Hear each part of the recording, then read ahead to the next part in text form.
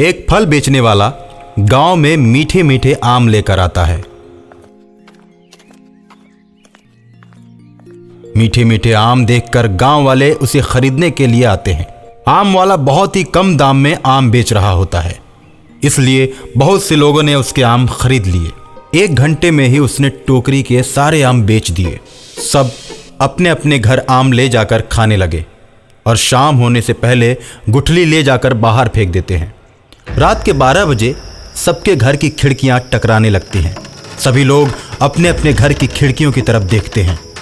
खिड़कियों पर आम लिए हुए भूत की परछाई दिखती है। परछाई को देखकर सब डर जाते हैं और परछाई से एक भयानक आवाज आती है। मैं आम वाला भूत हूँ। मेरे साथ और बहुत से भूत हैं। हम तुम लोगों को भूत बना देंगे। जिसने जिसने भी ये आम खाया है वो सावधान हो जाए। इतना कहकर आम वाले भूत की आकृति गायब हो जाती है।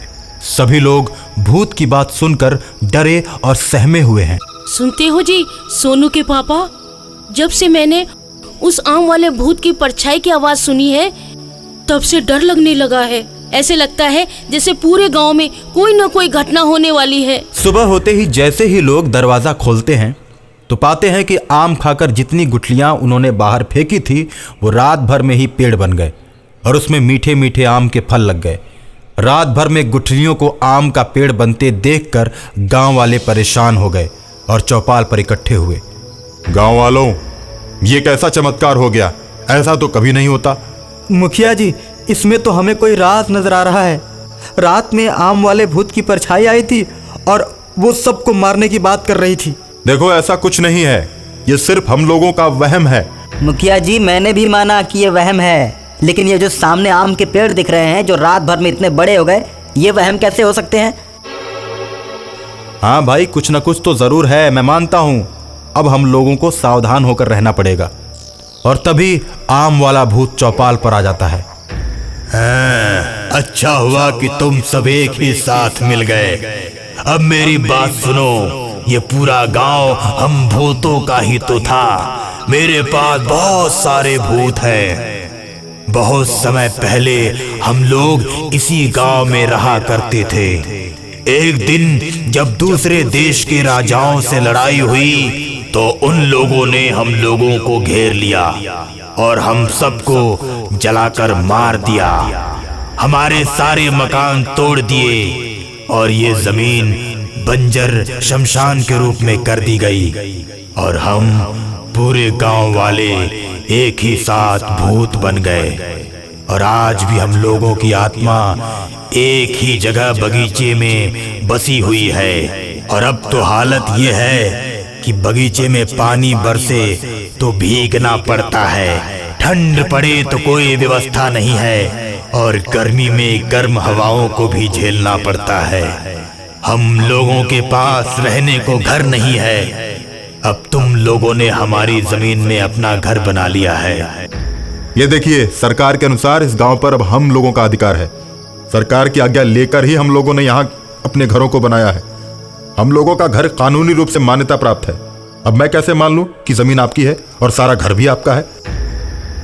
हम भूतों की कोई अदालत नहीं होती। मेरा कहना मान लो और तुम सब हमारे गांव को छोड़कर चले जाओ।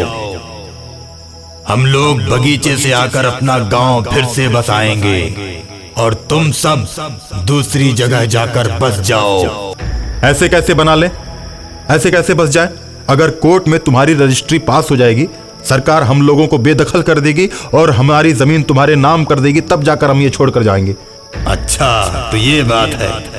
अब तुम सबको हमें सरकारी सर्टिफिकेट दिखाना पड़ेगा। हाँ, बिल्कुल दिखाना पड़ेगा। ठीक है, आज रात 11 बजे तुम लोगों को सर्टिफिकेट दिखाऊंगा। सभी लोग बगीचे में मिलना। इतना कहकर भूत गायब हो जाता है और सभा में आए हुए सभी लोग डर जाते हैं और जितने भी आम के पेड़ होते हैं उसमें सारे लोग जाकर चिपक जाते हैं और भूत उन्हें रस्सी से बांध देता है और कहता है, मैं तुम लोगों को एक एक करके मार दूंगा। अब बचना है या मरना फैसला तुम लोगों के हाथ में है। इतना कहकर भूत के साथ और भी भूत आ जाते हैं और इन लोगों को घेर कर मारने लगते हैं। मारते मारते आधे से ज्यादा गांव वालों को मार देते हैं। सोनू को जब इस बात की सूचना मिलती है तो परेशान हो जाता है।